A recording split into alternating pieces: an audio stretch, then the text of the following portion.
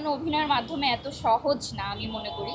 So কিছু গল্প আছে যেগুলো বাস্তব, সেইগুলো মানুষ রিলেট করলে তখনই কাটতে পারে। আপু, আমরা তো বিভিন্ন সময়ে দেখে থাকি যে তোমাকে আমরা বিভিন্ন চরিত্রে দেখতে পাইছি, কখনো প্রেমিকার চরিত্র দেখতে পেয়েছি, কখনো বইয়ের চরিত্র দেখতে পেয়েছি। তো সাথীর কাছে প্রেমের সংজ্ঞাটা কি?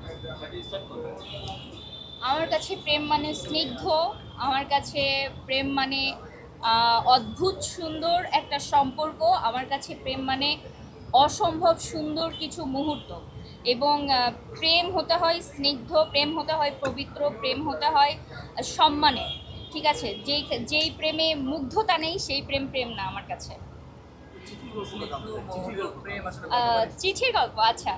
আমার আমার একটা কাজ রিলিজ হয়েছে, প্রথম প্রেমের চিঠি। এই কাজটার আমার বাস্তব জীবনের গল্প থেকে নেওয়া। আমি যখন ক্লাস 8-9-এ পড়ি তখন আমার বাসায় চিঠি আসা শুরু করে। কেমন, বিভিন্ন অকেশন যখন আসে তখন আমার বাসা মানে আমার বাসা ছিল মেন গেট থেকে ভেতরে যে আমার বাসার বিল্ডিংটা ছিল, ওই মেন গেটের দেয়াল টপকে ভেতরে এসে কেউ ফুল দিয়ে সাজাইতো। সাজানোর পরে আমার দাদিকে হচ্ছে, দাদি ব্রেন স্ট্রোকের রোগী ছিলেন, ওনাকে গোসল করানোর জন্য একটা খাট বাইরে রাখা হয়েছিল। ওই খাটের উপরে কিছু ফুলের রেখে তার মধ্যে রেখে যেতেন হচ্ছে চিঠি। আমার আম্মু পেতেন সকালে উঠান ঝাড়ু দেওয়ার সময় যে। সো আমার একমাত্র উদ্দেশ্য থাকতো ওই চিঠিগুলো কালেক্ট করা, এবং ওই চিঠির শব্দগুলো এত সুন্দর ছিল, আমি চিঠির প্রেমে পড়ে গিয়েছিলাম।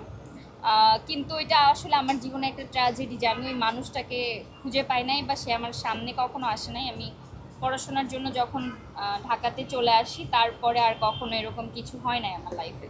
সো যেহেতু অভিনয় জগতে আছি, তো আমি ভেবেছিলাম যে আমার জীবনে এত সুন্দর একটা গল্প যেহেতু আছে, আমি এই গল্পটা নিয়েই কাজ করব। তো কাজটা করার পর মনে হয়েছে যে কাজটা মানুষকে অনেক টাচ করতে পেরেছে, অনেক ভালো রেসপন্স পেয়েছে আলহামদুলিল্লাহ। নিজে কখনো চিঠি দিয়েছেন কাউকে ভালোবেসে?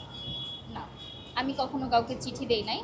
তবে আমি চিঠি পেতে পছন্দ করি। আমি ভালোবাসার বার্তা যখন আমাকে কেউ দেয় আমি ওগুলা মানে কুড়িয়ে রাখতে পছন্দ করি। কেউ ভালোবেসে যদি আমার কোনো বান্ধবীও একটা ফুলও দেয়, আমি ওইটা রেখে দেই, আমার বিছানার নিচে রেখে দেই বা বিভিন্ন জায়গায় রেখে দেই। আমি ভালোবাসাগুলো কালেক্ট করে রেখে দেই।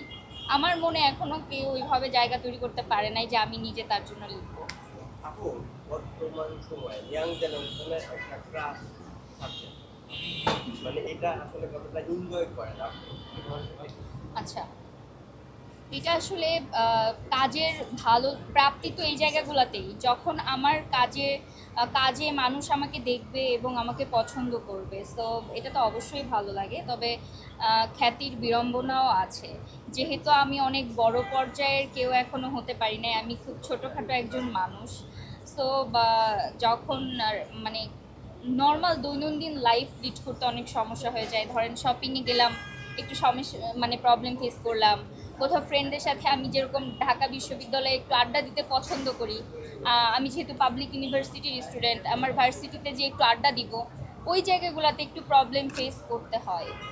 আচ্ছা, ক্যাম্পাসেও তো যেহেতু তোমার কাজ বেশ করছেন, একটু প্রশ্ন আছে, হ্যাঁ? পাশাপাশি কাজ